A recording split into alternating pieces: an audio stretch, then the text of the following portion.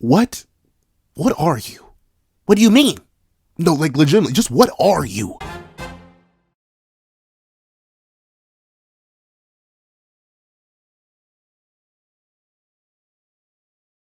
Thank you to our Filer patrons Redwolf4765, Midnight Gem Lord, and Sean. And another thank you to our $3 members Recliner Plays and Redwolf4765. And a thank you to our $10 patron Robbie Uchiha. And a very big thank you to our $25 patron Alex Ice Rose. And another very big thank you to our $25 member Alex Ice Rose. Now before we have this breakdown / discussion on why we know absolutely nothing about Gawain despite having her in the narrative for nearly 50 chapters at this point, please everyone leave your own thoughts on Gawain in the comment section down below. Leave a like and subscribe if you haven't already. Also make sure that little notification to miss out on any videos that come to the channel. Also I do a Patreon below, each one result as one, count them one, dollar, exclusive videos, early content, and more. You also now become a member of the channel for so as 3 this month to get the same perks and more. Now, let's hop into the discussion. What's up guys, Punter here, and yeah, like, do we actually, like, know anything about Gawain? Like, other than, like, very basic stuff? Like, what she looks like? And that she has some spell? Like, do we actually even have, like, a iota of information on Gawain? Like, even Percival, the second most mysterious of the 4 Knights of the Apocalypse, we know some things about. Admittedly, now some of those things seem extremely contradictory, and we have more mysteries around him every single time Nakaba drops a chapter. But regardless, like, think about it. Do we know where Gawain learned her magic? Do we know where Gawain got sunshine from? Do we know why Gawain has been small for literally 8 months now, despite walking around in broad day? Like, do we know anything about Gawain? Who are her parents? Other than the supposed brother-in-law to Arthur, I guess, or stepbrother, something like that. She's from a kingdom that may or may not be associated with Camelot. Why is she fighting against Arthur? There's so many different questions about Gawain, and so let's hop into it. First things first, it got me really wondering about Gawain. Why is she still small? Like, legitimately just small. Like, small. Like, legitimately, she's probably, like, 2 feet tall. Okay, that may be low on it just a little bit. But, like, I think she's legitimately smaller than Percy. And Percy's 4'11". And notably, like, Gawain, when she was buff, she was, like, 8 Percys. Like, straight up. She might as well have been a 20-foot tall titan with how big she was next to Percy. But she's been small for 8 months. The last time she was big was chapter 73. For context, we are on chapter 103. We have been schmoving throughout the narrative, and yet Gawain is still small. In broad daylight, too. Like, notably, this isn't like some sneaky sleight of hand Nakaba's been playing with us. He's not been like, hey, bada bing, bada boo. Guess what? Yep, you see Gawain, but it's only at night. Or you see Gawain, and some weird things happening. You see Gawain, but you don't actually see Gawain. Like, no. He's literally shown us Gawain walking around in broad daylight and still smaller than my big toe. So what? Why? Like, notably, it'd be one thing if we always had tiny Gawain. Then maybe her sunshine just worked differently. Notably, we know with Mael, sun didn't work the exact same way that sunshine did for the most part, because Mael didn't get gains. Unfortunately, Mael did not get massive, jacked, and juicy whenever he used sunshine. He kind of stayed stagnant. But Escanor, the last human user of sunshine, very much, for lack of a better term, did not do that. Like, he would literally get buffed throughout the day. The gains were immaculate. Come on now. But with that being the case, we did have an explanation for why we could sometimes see Escanor walking around in broad daylight without getting gains, and those were the glasses. The glasses that were gifted him by Merlin allowed him to suppress that big old girth that would come over him. How? Because Merlin is magic. Like, legitimately, in a world of magic, monsters, demons, giants, goddesses, and fairies, Merlin is the magic of that magic. Like, she can literally just do anything. How she interrupted the power of a literal deity and fused into a human being, not a single clue. How she fused that deific interrupting power into a pair of eyewear, also no clue, but she did it. There is an explanation for that. Thusly, I don't need to question it all too much, other than the fact that Merlin had to do that, but you somehow couldn't improve Gother. No, what I do have to question is how Gawain's not, like, getting gains every other day. Like, notably, we even see her gain progression, like, throughout the day. Like, when we first meet her, she's actually kind of scrawny, like ironically enough. But then as the day progresses, she actually gets ultimate, massive, jackeder, and juicier gains. Like her traps get even more immaculate, and they already started off pretty immaculate. But she goes from relatively slim to even buffer and even bigger to the point where she's literally like 5 Percy's tall. Like a whole 5 of them. And Percy's like 4'11", so she's like 20 feet. She's literally like 20 feet tall by the time we see her, supposedly not even in the 1, just chilling and vibing around. So what happened to that? Like, what's the situation with that? Why has she not gotten big for, like, once again, over half a year, 8 months since chapter 73, a whole 30 chapter span, and multiple times she's in broad daylight and she's perfectly not big? I don't know. We have no logical explanation for that. I would blame it on the clothes she's been wearing, but no. Even before she got those new clothes, we saw her walking around in a suit with Tristan and Isolde, and she was still small, to the point where she had to spit game from Isolde's ankles. So, like, legitimately, we have no excuse or reason. Like, hypothetically, I could just headcanon it off, right, and be like, oh, well, obviously she has some sort of magical training, probably under Merlin or something like that, based on her repertoire of spells, like Perfect Cube, Teleportation, Apport, all that. Those seem like Merlin-specific kind of traits. She obviously kind of looks like Merlin, so it's fine. She probably just taught Gawain how to use that magic she infused into the glasses to Gawain herself, and then bada bing, bada boom. All good. But wait a second, who actually trained Gawain? Like, we don't know. Obviously, Merlin is missing, seemingly enough, from Arthur's side, so that's a question, but notably, that's a whole video in of itself that I need to talk about. So we don't have it confirmed who Gawain's master is. So where did she learn all this magic? Notably, it seems like she's just the child of Arthur's brother, who isn't even actually Arthur's brother, but Arthur's, like, stepbrother. And I don't know, bro didn't seem like he had, like, insane magical lineage or anything like that, and we don't know Gawain's mom, so who the heck trained Gawain? I personally am fine with the headcanon that it was Merlin and she just escaped, but how or why would she escape to someone so close in proximity to Arthur that Arthur genuinely recognizes his niece? It'd be one thing if Arthur had no clue who Gawain was and she just happened to be his step niece, I suppose is how you put that, but no, like, Arthur knows verbatim who Gawain is, and also verbatim knows the fact that Merlin is missing, since he likely caused it. So Merlin hiding directly under his nose seems a little bit unlikely when he literally is the creator of the verse right now. So I'm not sure. Where did Gawain learn all that magic? What is the upper limits of her magic? Notably, we don't know. We know she has absolute cancel, she has teleport, she has apport, and she's able to fly. All of those are relatively high level abilities, except for maybe like flight. Like, anyone can learn how to fly. Like, it's great. Vivian learned how to fly, but like teleportation, the utilization of apport in order to Duraneg people by literally teleporting weapons inside of them, absolute cancel. Like, these are abilities that are relatively top tier. Like, we've only seen like top tier archmages like Merlin and Chandler like dropping absolute cancel, and Gawain pulled that bad boy out like it was a regular Tuesday. But who taught her that? Where did that come from? I have absolutely no idea. We have no clue. And speaking of magical abilities, and magic in general, how did she run out of energy, supposedly? We see after she uses Sunshine Burst, she passes out and then she shrinks in the middle of the day. Another blatant contradiction to just how we know Sunshine to work. Notably, we've seen Escanor knocked out. We've seen Escanor tired and beaten and bruised and battered. But guess what? He still stays buff, because Sunshine activates regardless of how tired Escanor is. Sunshine provides him magic and strength and abilities no matter how tired Escanor is. But Gawain got a little bit too sweepy, and suddenly, bada bing, bada boom, she's been stuck small for 30 chapters. Huh? How does that work? What's up with her Sunshine in general? Like, what is the general implications of her Sunshine? Is it really different? Like, notably, all these different weird exceptions. She can run out of magic. She can be small in the middle of the day without any sort of external help. She can also magically run out of energy. I'm not sure. Maybe we just never got to see a Sunshine user pushed to their limits. But, like, Mael nor Escanor never had to worry about running out of energy. This was not some sort of like, uh-oh, I have 10% left. Let me quickly run away and make sure I don't run out of energy. No, like, these guys literally fought endlessly. And no offense to Gawain, I'm not sure what happened between her and Tristan on their journey back to Leonis, because we'll never find that out. But with that being the case, I have no idea what happened.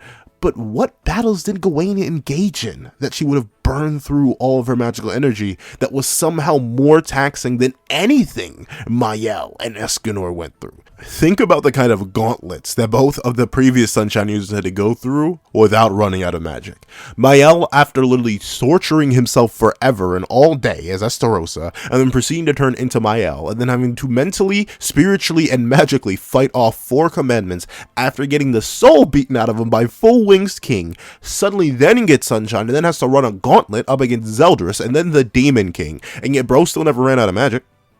Bro still had all the magic. He was still going pretty darn strong with Sunshine. And then you have Escanor, who literally fought someone stronger than him that literally beat the taste out of his mouth, aka post-resurrection assault mode Meliodas, came back and bullied that man up until the one, where the one, reverse one shot at Meliodas. But even then, after the fact, Merlin's like, big rips, Brody. Like, he literally is more damaged than Mel. Like, he took way more damage. And even still, his magic didn't run out.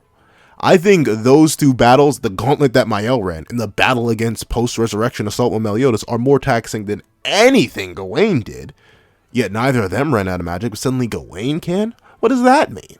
Obviously, I'm leaning towards the idea that, once again, obviously, I feel bad. I'm blaming Merlin for everything. But that's because, like, Merlin was literally Nakaba's plot device. Like, I hate to say it. No, I don't. I'm not the biggest fan of Merlin still. So, like, I don't even hate to say it. Merlin was the Deus Ex Machina of Seven Deadly Sins. She always had a spell or an ability or an item or whatever for everything. Like, she held core choose forever because why not? So, legitimately, I don't want to just slide everything onto Merlin because it seems too convenient, but at the same time, it would make sense because we know Merlin has created things that can affect Sunshine before, aka those glasses. So maybe Gawain has like a set limiter to the magic that hypothetically limits her from like going full too deep into it, or Sunshine overstressing or overtaxing her body or something like that. And that's why Gawain has been like put on timeout from Sunshine for 30 chapters. And I know, like, in verse, it's only been like 3 days. Because what? The invasion of Leonis, then they had the day off, and then they had another day off because Gawain got sick for Meliodas' pudding. And then they went off to Walnock, and we had the whole Walnock events, which was seemingly like a 4-day-ish span of Gawain hypothetically being on cooldown for using Sunshine. But that's the thing. Meliodas even brings up the fact that she should still be size changing. Like, he knows how it works because he interacted with Escanor, and obviously even interacted with Mael, but Mael didn't size change. So I'm assuming Meliodas is going off the Escanor stuff, and we know Gawain can do it because we know Gawain has a variation in forms, but we just haven't seen it. Like, it's just not there, and I don't know why. I don't know why. And notably, I'm not necessarily too mad at the massive, ever-evolving mystery that surrounds Gawain. Like, I may sound like it, but no, I'm actually intrigued. That's why I'm talking about it. But still, it seems strange, especially considering like Nakaba usually isn't this obtuse with people. Like, the only time he's been like extremely obtuse with characters in the histories was Meliodas, his main character, where we like didn't know anything about him. We realistically didn't know all there was to know about Meliodas realistically until like the late 200s when we learned about true magic. That's when we pretty much learned everything about Meliodas. But up until before that, we didn't know that much about him. But like everyone else, including Escanor, kind of just got the whole beans dropped on him. And you know what another strange thing is? We say it's Sunshine because it seems to act like it, but what if it isn't? Like, what if it isn't actually Sunshine? Because it's acting just a little bit too different. Like, it's a little bit too much of an offshoot. And we know for a fact that Sunshine energy can be stored.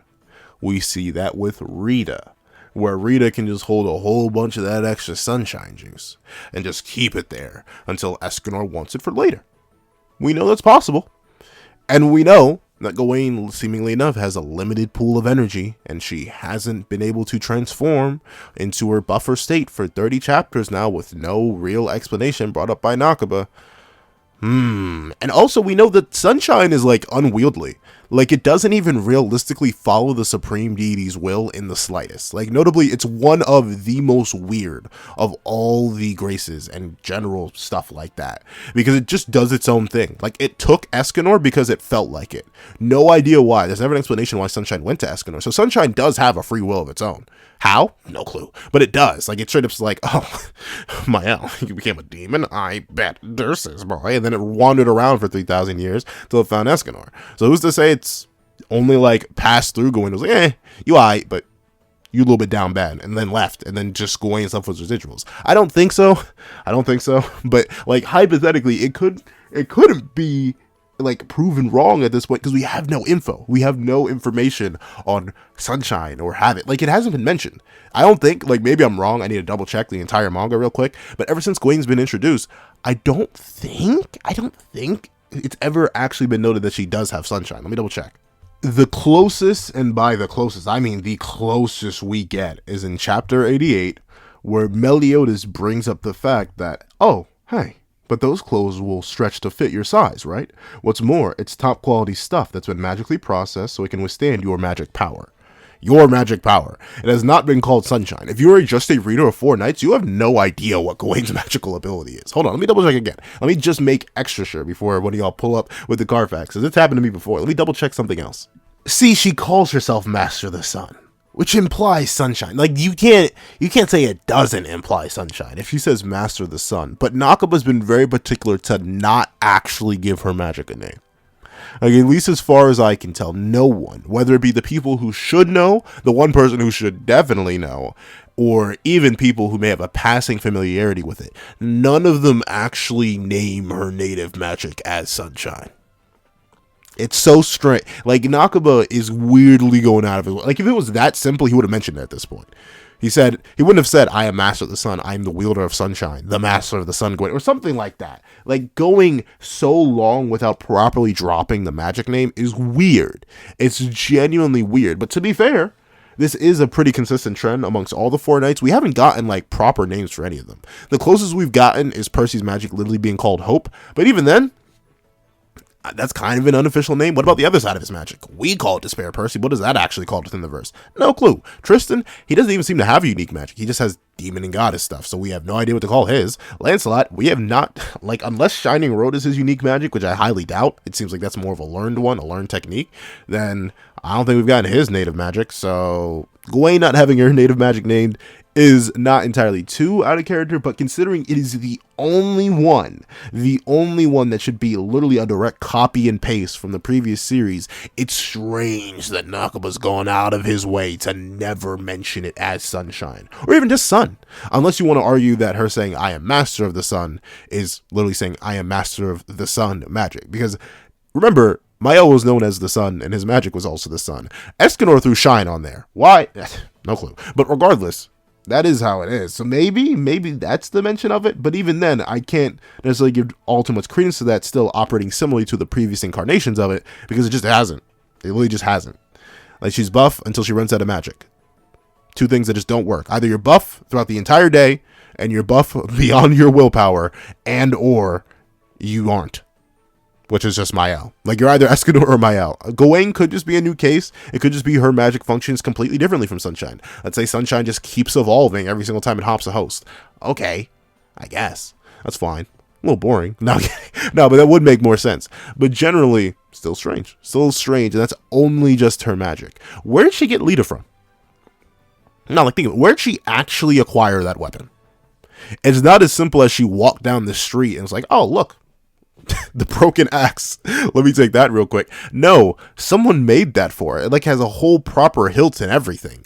You don't just do that. Like, Gawain is not a master blacksmith or anything like that. Someone went to Rita, took a piece off of it, molded it to a hilt, and said, here you go, Gawain, have Lita. Huh? Where did you get it from?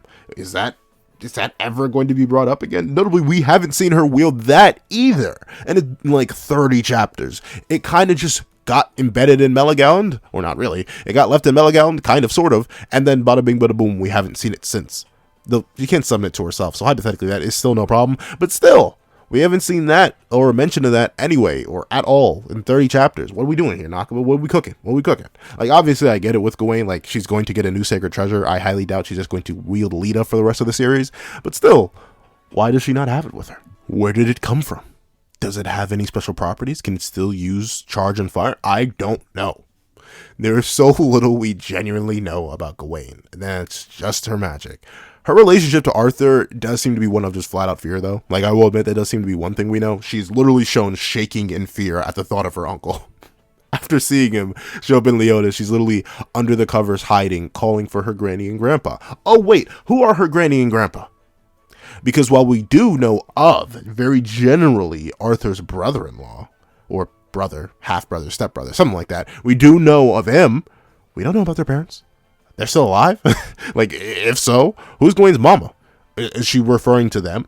Does this have anything to do with a hypothetical Chaos Escanor? Like, I'm sorry, I have no clue who those are either. And no, they seem to be her major support system. But once again, I'm not sure if we're going to find out about that anytime soon. That's the biggest thing with Gawain's mysteries. They seem like the furthest, like next to Percy, the furthest thing from being solved.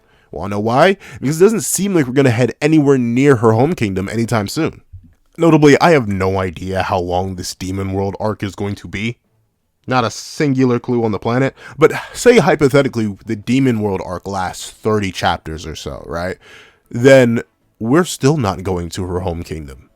If anything, maybe Tristan is, but I'm not sure if Gawain is, because they're meant to head towards the Fairy King's Forest. Which, if the home kingdom is anywhere near Camelot, the Fairy King's Forest is in the literal opposite direction. So I don't think we're going to get background or explanation or anything on Gawain for a while. Notably, Nakaba straight up off-screened a hypothetical very important fight for her alongside Lancelot. I feel like Nakaba is very purposely, as Nakaba occasionally does, gaslighting us about Gawain. Like, yeah, Gawain's important. She's one of the 4 knights. She's the final knight I waited to introduce. We even set up like a whole 3-chapter mystery around who she was, where she was, how she was doing. But don't worry about her. She's not that important. That's why I'm not going to tell you anything. I'm not going to give you a concrete name for her magic. I'm not going to give you her actual background. Not going to show you a picture of her parents. Not going to show you anything. Don't worry about it. But naturally, this causes me to worry about it. Because, like, also, it doesn't help that Gawain set up, like, oh, you know, Mel, don't sleep, hypothetically, at any moment, I could betray y'all because, like, I have no reason to work with you. In truth, she doesn't really have a reason. She obviously showed great fear of her Uncle Arthur. Obviously, that is a big old thing there. I think that mostly comes from the fact that Arthur kind of just sees her as a Merlin analog because she literally just is a Merlin analog. I don't think I need to tell you that. I think Gawain is literally the child of Escanor and Merlin, just, like, off-brand. That's it. So hypothetically, she has a reason to not betray them and always work alongside them because she fears big Uncle Arthur. But, like, I still don't think that's enough to, like, entirely wipe away that plotline. Like, you don't go out of your way to mention that. Like, Nakaba, as we could see, as recently as the, like, 2 chapters ago, when he off-screened Gawain and Lancelot's fight, when Nakaba doesn't feel like showing something or doesn't feel like giving panel time to something, he just won't. He will simply not. So dedicating a whole chunk of a chapter to explaining why Gawain could hypothetically be a traitor a little bit, while it could entirely be written off as a red herring by Nakaba just being like, ha ha ha, let me jiggle these keys in front of you to distract you from the other thing, I feel like it's purposeful. There's so much about Gawain that is just so ballistically up in the air. We know her name, we know some of her techniques, and that's about it. And we also know that she's down atrocious. I wonder if she's ever going to develop out of that. But regardless, the mystery of Gawain is so thick, with like 5 C's, forget 3. It's actually a little bit concerning to me. Like, legitimately the second most mysterious character behind Percy himself. And the reason Percy's so mysterious, despite knowing even more about him than we know about Gawain, is because of the contradictions in his narrative. Though Gawain is someone I'm excited to see, like, exist, if that makes sense. Like, I genuinely have no idea what Nakaba's gonna do with the character, because, like, skipping way far ahead into the future, if let's lay down the groundwork for a couple of theories and reach to their reasonable conclusion. Let's say the reason Gawain's Sunshine does not work the same as Escanor and Mael's is because it is under some form of limiter, whether it's placed by Merlin, whether it's placed by herself, whether it's placed by her unknown mama or granny or grandpa, whoever those are. Then what does that mean? Well, obviously, with everyone going to be getting stronger, whether that be Percival, Tristan, if Lance can get any stronger, Lance too, we obviously can't keep her on a limiter for the entire time. So, what are we going to do? Undo that limiter? And then have her perish, just like Escanor did? I don't know. That seems a little bit like I'm not sure Nakaba will repeat that, so that's kind of up in the air for me. Okay, Granny and Grandpa. Let's assume that is like a Chaos Escanor and Merlin. What are they going to do? Like... It's nice because it provides an answer, but it also doesn't necessarily explain why, like, Merlin would become a grandmother to Gawain right under Arthur's nose. Like, maybe just hiding in plain sight. And obviously Merlin has shown the ability to disguise herself before, but still seems a little bit suspicious. Just a teeny tiny bit suspicious. And Chaos Escanor, while a cool idea, why would Arthur make a Chaos Escanor? that he's not going to use. Like, I don't know why Arthur would just send somebody off to like live their happy life, aka Merlin, with a Chaos Escanor, which he should like have full knowledge and control over. So that doesn't even make much sense. So I'm not sure what the logical end of that is. For her magical abilities, is she going to learn more? Is she going to get more tech? Or is it just going to be a Merlin situation all over again, where she actually already has all of the tech, but we just don't get to see it? And like whenever Nakaba needs her to have new tech, she shall then thusly, as per the laws of nature, have new tech. I don't know. I think this is the biggest thing with Gawain that I have to emphasize. I do not know what Nakaba is doing with the character. And like halfway in the good way, halfway in the bad way. Like notably, I don't know where Nakaba is going with Percival. Like legitimately, backstory wise, writing wise, character development wise, all that, not a single clue. And I'm unbelievably excited for that. I love the mystery surrounding Percy, and I love the fact that I have no idea where Nakaba's going to take that character. Tristan, I feel like he's the least mysterious. So I feel like there's nothing much Nakaba can really do with him until he traumatizes the boy. So I feel like that's inevitable, but even then, I do like that path. Lancelot, he's already pre-traumatized. We can go some interesting ways with him, and obviously he has some things, wings, that he could develop that could make him stronger and more interesting. And obviously you have all the backstory that we still need to get from him. He has a nice little chunk of mystery to him. It's nice, it's neat, it's cool, all that.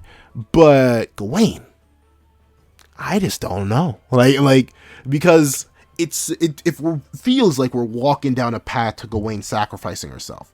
But are we really gonna repeat that plot line? Like, are we really going to go word for word, bar for bar? Hypothetically, we could. Because once again, Nakaba's repeatedly stated that 4 Knights is its own thing.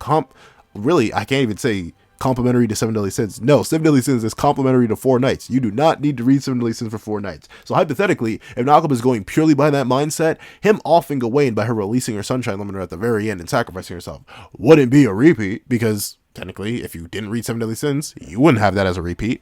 But at the same time, would he really do that? Gawain's personality. I mean, obviously, it could just develop so she's not as down atrocious, but like, is that it? That's all we cooking? That's all we're getting down and dirty with? Like, that's it? I don't know. It feels like it's too little. Like, I'm not sure. Every other character has broad, drastic implications for where they could go, where they could develop, what their mystery could mean, all that good stuff, without treading over previous plot lines, while introducing new stuff, while broadening the nature of the world. Meanwhile, it seems like Gawain's path going down the line is just like super duper restricted. Like, I legit just see no, like, fancy, divergent path she could walk down that could really get us on and popping like that. You know what I'm saying? Like, there's just no real, like, general future path I see that's, like, genuinely interesting or stands in line with her contemporaries. Gawain is surrounded by mystery. I'm just not sure where that mystery is going to be incorporated and where it's going to go. You know what I'm saying? Like, there is a path. I see it. The path is well lit. It is, in fact, quite clearly illuminated to my very eyes. But I just have no idea where Nakaba's gonna go. Like, and that's why I'm like halfway excited, halfway unexcited. Like halfway, it's like the paths I'm predicting don't seem like they could lead down to super omega interesting routes, like they can with Percy, like they can with Tristan, like they can with Lance. At least routes that I would be interested in. But at the same time, Nakaba has broken my ankles before. Like, the Mael, ironically enough, every single wielder of Sunshine previously to Gawain has had some of the best character writing, character arcs, story art, like legitimately. So Nakaba has a track record, and that's why I'm like 50% hyped. Because with Nakaba explicitly being this vague, holding off so much information, really just bobbing and weaving and moving and grieving, and essentially just avoiding every single bit of clarification he can for right now, and focusing on other characters like Percy, like Tristan, like Lance, building them all up like this, and giving Gawain as little screen time as possible, but just enough to make sure she still stays on the forefront of our minds. It feels like Nakaba's cooking up something good. And notably, Nakaba has, once again, broken my ankles before, where I thought I knew where he was going with something, and then he introduced Chaos, which revealed that I had not a singular clue where that man was going. I still need to make a video on my thoughts of the end of 7 Deadly Sins. Because I have many. But with that being the case, I don't know. Gawain is super duper up in the air for me. I have no idea where Nakaba's going, and that could be the greatest thing in the entire world, or it could be the worst thing. Like, I don't know. Like, I wish I could say I'm an optimist with this, but like, Like it's not like I'm a pessimist, but like I may be just a little bit of a realist. However, that's what I think. Please tell me what you guys think in the comment section down below. Do you think I'm tripping? Do you think there's a whole bunch out there about Gawain that I'm just like missing, and or that Gawain is destined to walk down an omega interesting path that we shall soon find out and discover? Or do you think that, like Gawain may just end up being mid by the end of the series? Please let me know in the comment section down below. Thank you so much for watching. Do like, share, comment, and subscribe. And make sure the notifications don't miss out on any videos that come to the channel. Also I do have a Patreon below, explore videos as one, cut them one down, exclusive videos, early content, and more. You also now become a member of the channel for as low as $3 a month to get the same perks and more. Now, thank you so much for watching once again, and I hope you guys have a wonderful day. This is Nago the Pencil, writing off.